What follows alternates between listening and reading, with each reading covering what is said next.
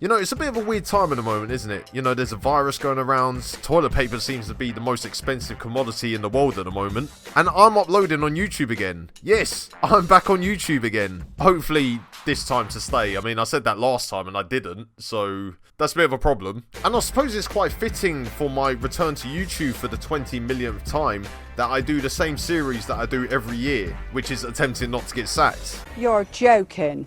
Not another one? For those who don't know what the series is all about, and obviously, you know, I do this every year, so of course there's going to be people out there that literally do not know what the aim of the save is. I pride myself on being the worst Football Manager player on YouTube, and I try every time not to get sacked by a football club. So far, I have a 25% success rate. 25. I've done this save 5 times now. And once again, I've got my calculations completely wrong. I mean, first of all, let's commend Football Manager for their work on the avatar because, I mean, looking at my avatar, I look like a real life person. I mean, just look at the comparison. The first thing my assistant manager did was give me a team report and I looked at the weaknesses and saw that we lack depth at left back, right back and centre back. So pretty much the whole defence then. The first team meeting also went very well as half my team also thought that we aren't going to beat the drop this year.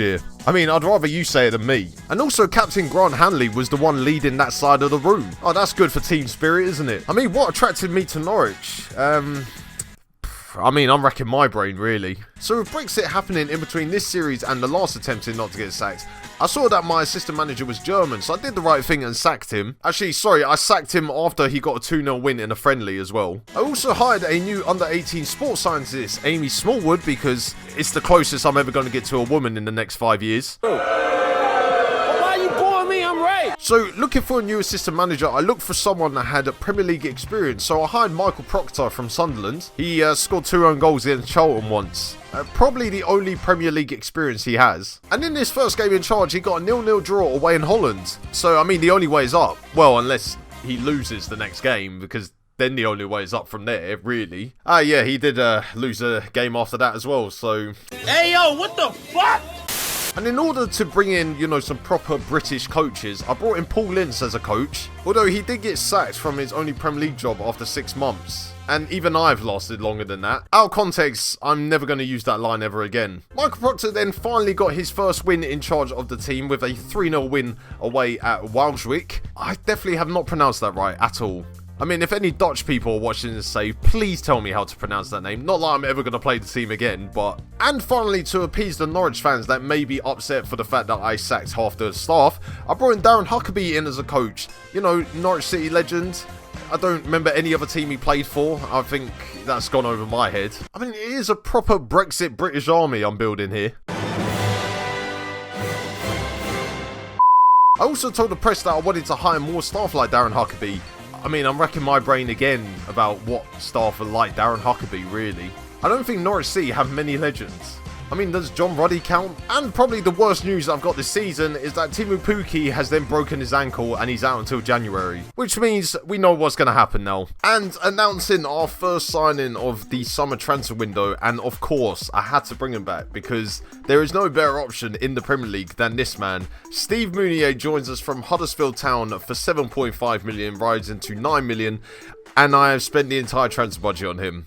That was not part of the plan. So I only just found out that Grant Hanley's out for 5 months and Tim Closer's out for the season, so I had to go and find another centre-back. And I put in a bid for Jorge Mera from Köln and it got accepted, and then the director of football fucked up the negotiation, so we won't be getting him then. And honestly, I tried to sign the bloke without scouting him, so I mean, you could probably say I've missed an opportunity there. I mean, my incompetence is really coming through in this save already. It's only been 1 episode. I mean, it's barely been that. We haven't even finished it yet. Backup goalkeeper Ralph Farman has also pulled his calf muscle, which means he's out for the month. I mean, how many injuries do I have to get before the first game of the season? I mean, it's already difficult enough. I did also put in a loan bid for Juan Antonio Roz from Lille. I don't know who this bloke is either. He just appeared on the scouting list and I put in a bid hoping for the best and he rejected it. So, I mean, I don't know which one of us has dodged the bullet there. Oh, how did that get there? You know, just better reject that inquiry for Ben Gibson, because we don't really want him back on the save, do we? And on deadline day, we do announce our second signing of the summer transfer window, and joining us from Paris Saint-Germain on loan for the rest of the season is Thilo Kehrer, a fantastic centre-back, and he probably will go into the first team. I mean, I can't believe I've actually managed to sign this guy on loan. I was so desperate looking for a centre-back, and I've somehow bagged this guy. He's an international as well. It works out for everyone, except for his international career, which is most likely over now. But here we go, our first game of the season away at Tottenham Hotspur, and I've just about been able to name 18 players. We've got such an injury crisis already, it's ridiculous. But starting off in goal is Tim Krul. He's probably going to be our number one this season, unless he ships 5 in this game.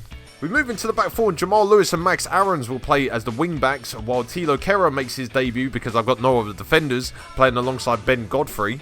Our midfield 2 sees Lucas Rupp and Moritz Leitner playing in the centre midfield spots. The 3 in front of them sees Todd Cantwell playing on the left wing, with Emil Buendia playing on the right and Duda playing in the number 10 role.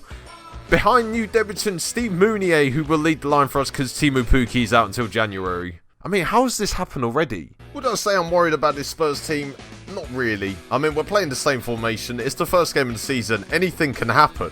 We can win this game. I know we can win this game. We did get kickoff, which was probably the first positive thing of the season so far. We actually managed to win kickoff away at Spurs.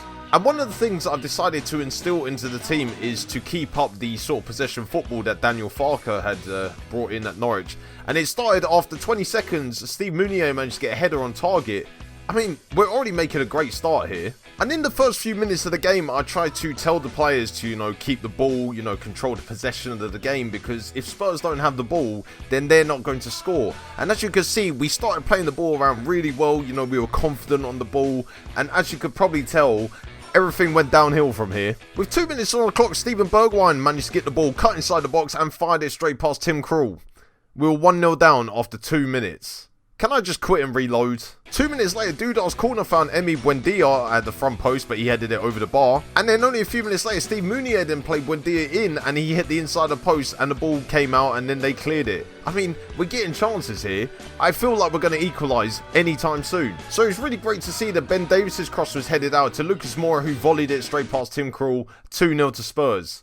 I mean, they really don't deserve to be 2-0 up. Like, literally, don't deserve to be 2-0 up. And just when I thought it couldn't get any worse, Bergwijn ran straight out of the fence, fired it past Krul. 3 minutes later, 3-0.